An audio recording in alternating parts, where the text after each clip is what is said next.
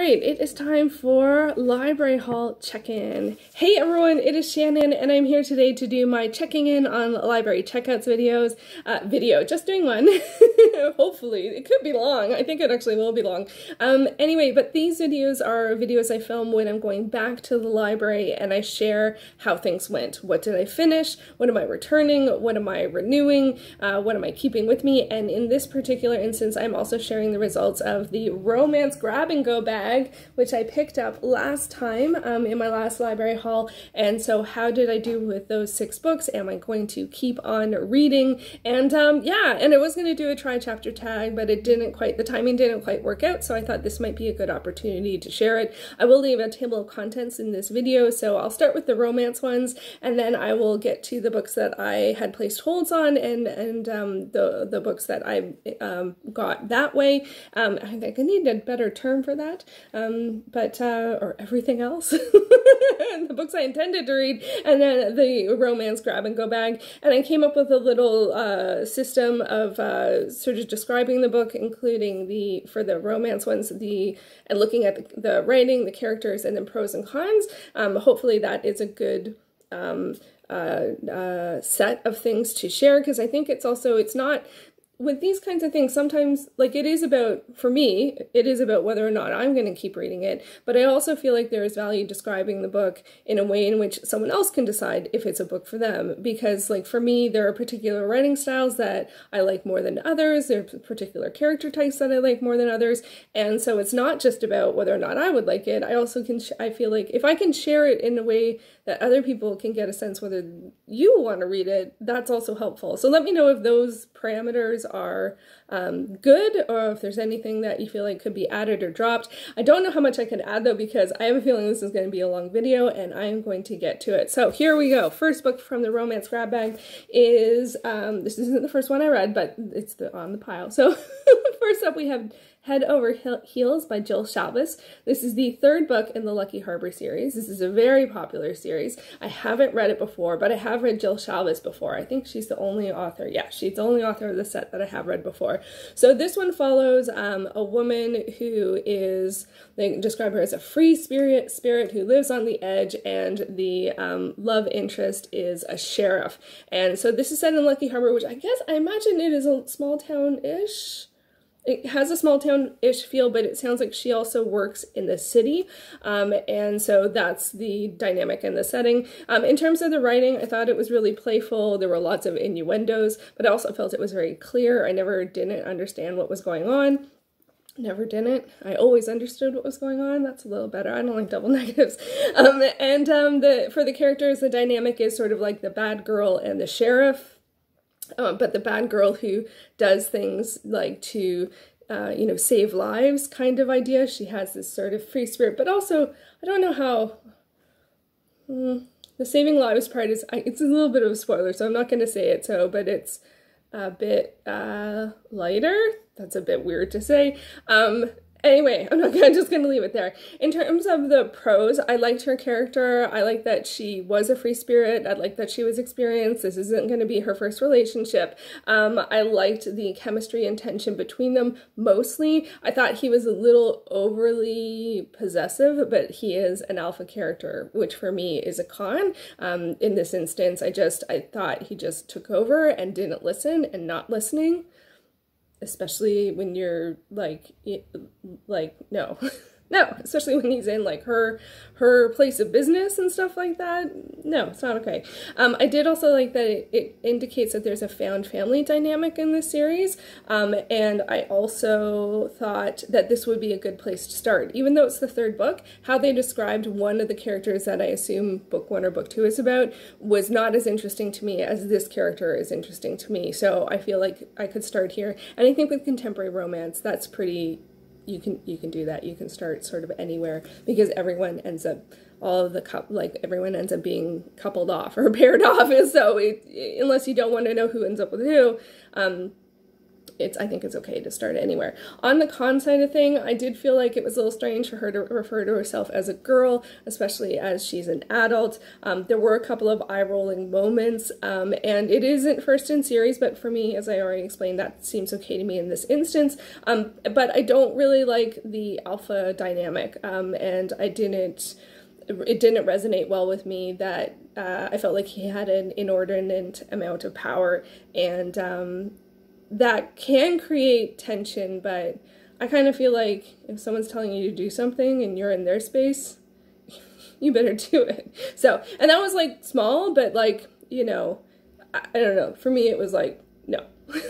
No. So anyway, but that being said, I am going to keep this one. I do think it has some potential, and I think if I read it a bit melodramatically, like because it has some eye-rolling moments, I think if I read it melodramatically, that would help. Sometimes I do that with some, like with some genres that I find hard to believe. I'm like, okay, well, don't believe it. You're not here for belief in terms of like this situation is believable. You're here for other things. So sometimes that works for me. So anyway, that is that one.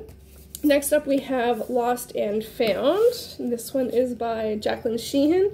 This is this one is actually pretty tough. This was one of the ones that when I did the haul and I read the back, I indicated that I didn't really think it felt like a romance, and I would persist on that. It feels a bit more like general fiction to me. And this is the first in the Rocky Pellegrino series, and Rocky is the protagonist, but this one, her partner dies, and I didn't get to where the rest of the story is in the first chapter because it indicates on the back that she meets Lloyd, who's a large Labrador retriever, and it seems like that there becomes a healing journey like through that.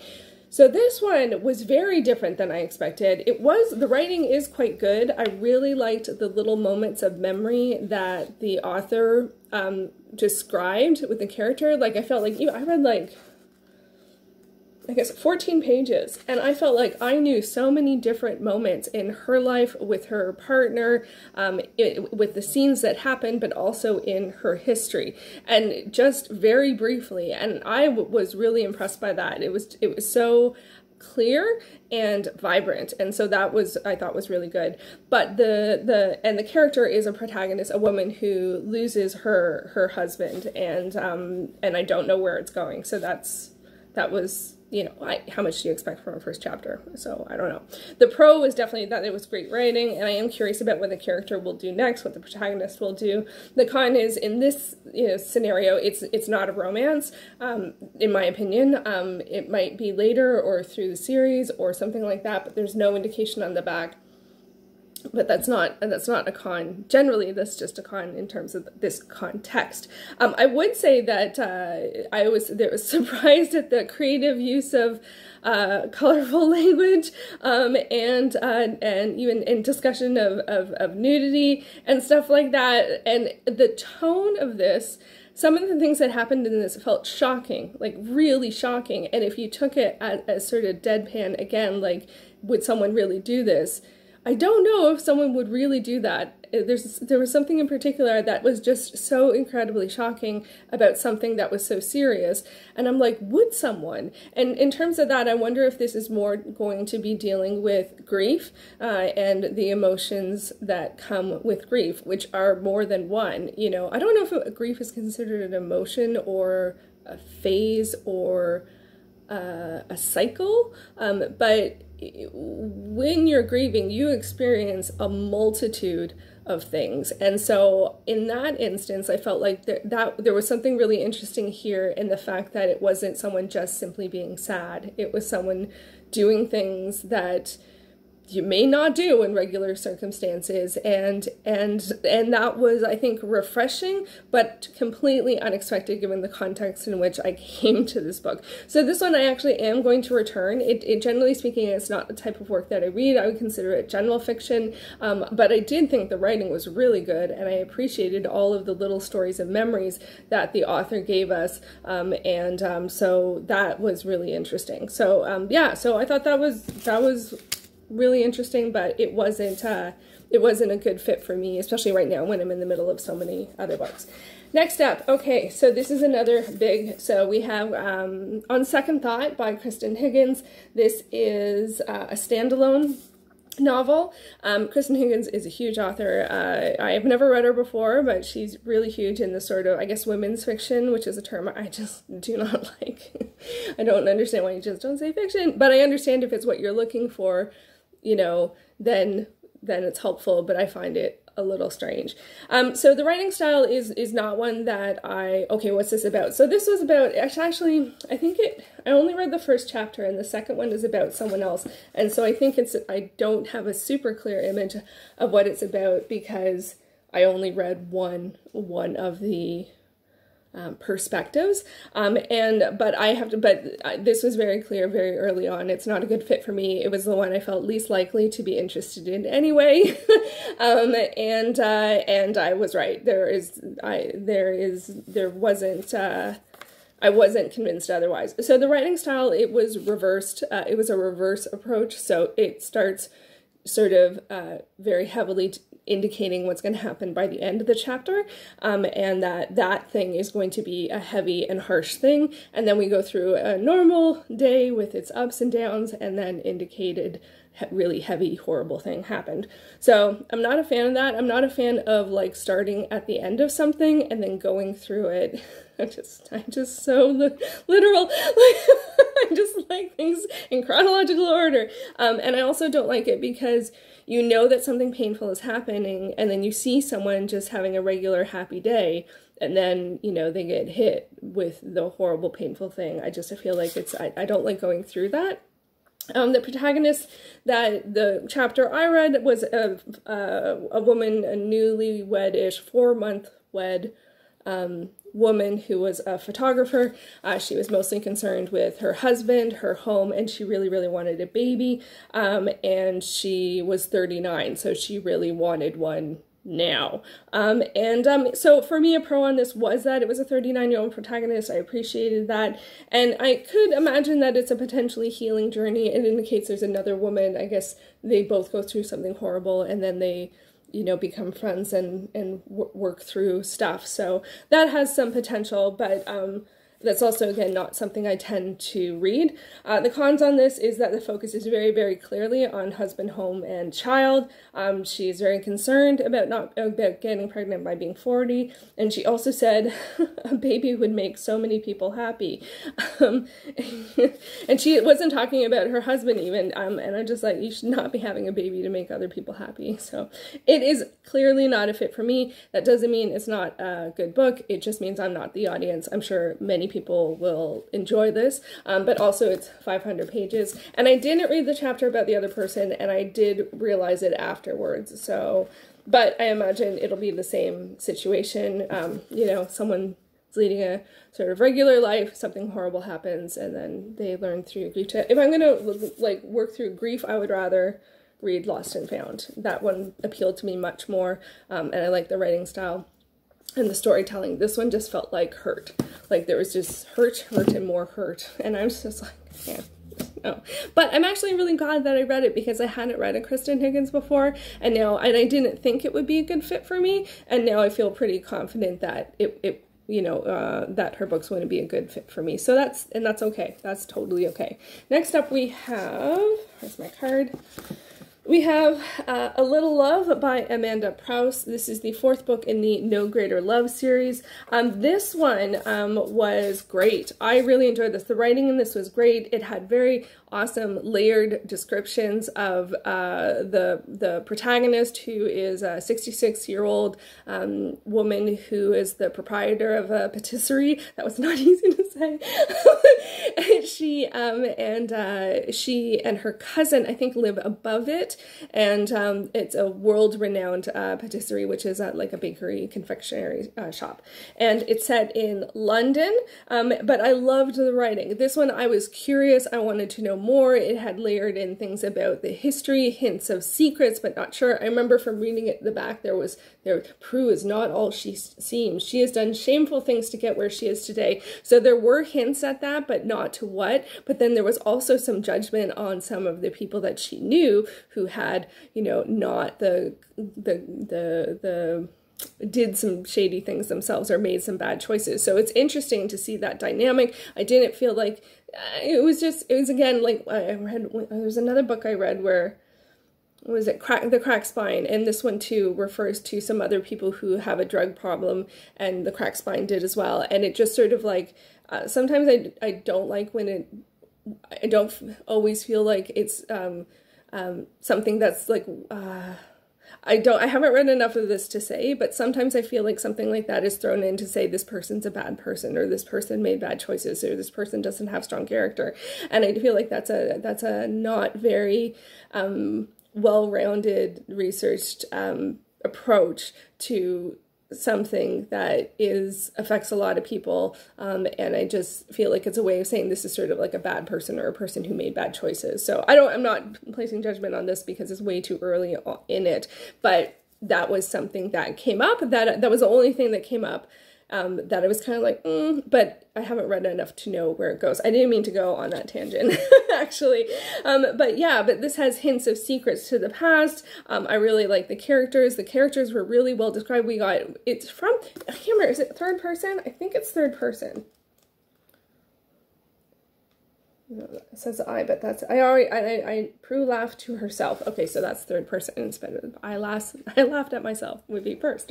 So it's third person. So I imagine it follows Prue throughout the story, but we got the description of her cousin, even though she hasn't entered the scene yet. I feel like I have a strong sense of her cousin, plus some people from her past and the people that work at the patisserie. I want to know more. I definitely want to know more. So yeah, and then, so that's the characters was Prue, her cousin Millie, there's a guy named Guy, or he might be named Guy, that works at the patisserie, and then Bobby, who's Prue's, this one wasn't clear but I wasn't, in terms of the writing, I felt like it was clever because it's like, I want to understand the dynamic of the relationship, but I don't quite understand it yet, but I didn't feel like what was presented was confusing. So that was a win. Yeah, and then there's some more people from the past as well. Did I not do a pro con for this one? Oh, it's on the other side. I had so much to say, it's on the other side. So pro for this one, 66-year-old protagonist, that's a win. A proprietor, so someone who is in charge of their own business. I'm curious to know more. I enjoyed reading it in terms of the writing style. I found it very engaging. And then I can't read my writing. So yeah. Con, it's true. It's not my normal cup of tea in terms of genre. I don't know if there's actually going to be a romance. I didn't love the drug addict. Like if it comes into something and is described and explained and stuff, that's great. But if it's just sort of a way to establish a character, not okay. And I'm really curious. This could be a pro or a con. This feels like it'll be a long game. There is a secret. What is that secret? How will that secret make me feel about the character and the book at the end, if it's not revealed to the end? And how I feel about that secret is going to impact how I feel about the book, and I'm not going to know that until later. So yeah, so that is a long game one, so that could be a pro or a con. I definitely am going to keep this one. I was really engaged. I wanted to know more. I liked the writing style. It was a win-win-win. I thought I'd be interested, but I didn't anticipate this one to really rise to the top of the pile, and it did. Next up we have Mr. Malcolm's List by Suzanne Elaine. This is the only historical in the set, and and it's actually Regency, which is hilarious because I am not the hugest fan of Regency. Regency is such a sliver in history. It's like 1811 to 1819. But anyway, so the writing for this one, this is a standalone and it is going to be adapted to a film. I haven't checked on the adaptation yet. So the writing on this one, it was witty, it was lighthearted, it was third person, which is a little surprising for a romance. Often romances are first person, and sometimes it was hard to tell who was thinking. So that's a bit of a criticism on the writing. Sometimes I had a hard time understanding who was thinking the thing. I don't think I made any notation to that. What did I notate? Yeah. For what woman would choose to be called my lady when she might choose the sole honor of being called Malcolm's lady? So generally speaking, this is not, again, not necessarily my cup of tea, but it's one that I think you can't take too seriously. It really sort of was giving me the vibes of like the importance of being earnest, or even les liaisons dangereuses, like from the film, or Valmont, like, you know, people, society people mucking around with people's lives. So the story of this one, which I forgot to say, the story, I didn't have that on my list. The story of this one follows Mr. Malcolm, who is the second son of an earl, so he has money but not a title, and there's women that are interested in marrying him, but he has a list of requirements, and so far nobody has met the list.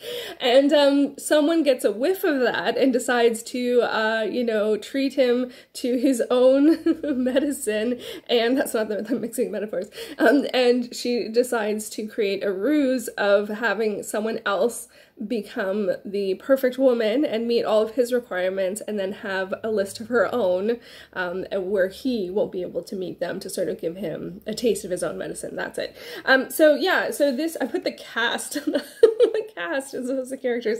The cast was bigger than I expected. We have Mr. Malcolm plus his friend Cassie, and then who is a guy, and his cousin Julia is the one who sets up the ruse, bringing in her friend Selena, who is an old school friend. So this one has a lot of sort of fun dynamics, shenanigans. Like, the pro on this is going to be the shenanigans, without question. The writing I really enjoyed, and there was, I did get confused about something, but I think that's because I'm not used to reading third person, and it did, like, that part that I read, it's probably Mr. Malcolm thinking it, but I'm not sure.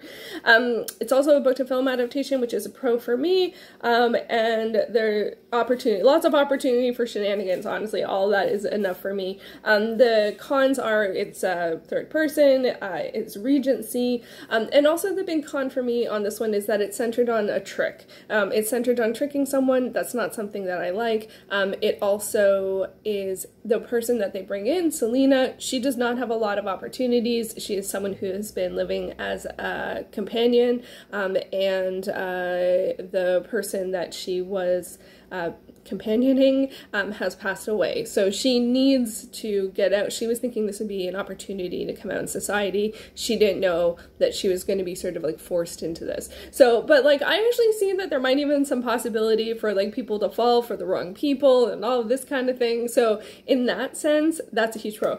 And also it is the shortest of the bunch at like 250 pages.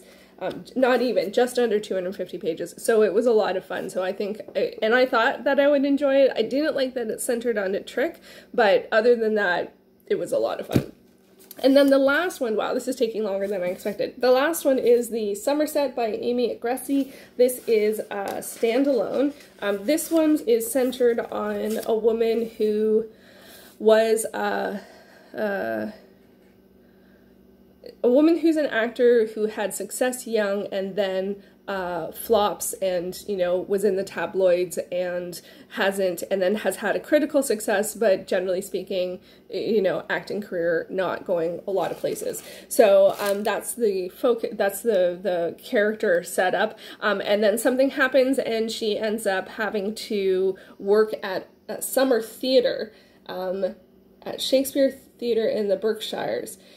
So that's the setup for this one. So the writing I actually thought was pretty fun in this one. It was lighthearted. It was very contemporary in terms of the references they had. I like that it starts with her IMDb, where is it? It starts with her IMDb page, which is a place where you can get information about movies.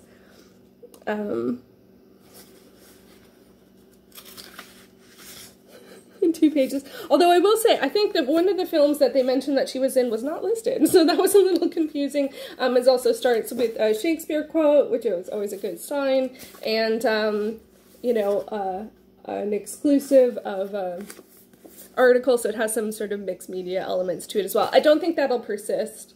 I think that was just the setup.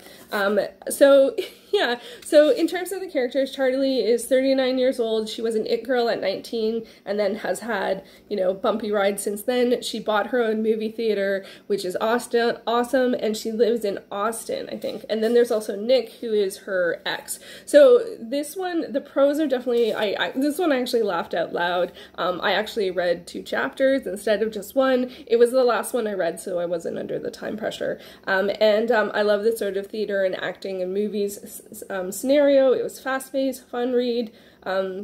I like that again, they have an experienced, older protagonist. The cons were the writing style for me. I was actually found this one a little bit confusing. There was a couple of passages I read several times and I wasn't understanding what was actually going on. And there was the whole sentence in brackets, and then there were a couple of things that were referred to several times, and I still wasn't clear what had happened. Like, and I don't know if that was hinting and like zigzagging and distracting, or if I just wasn't picking up on it.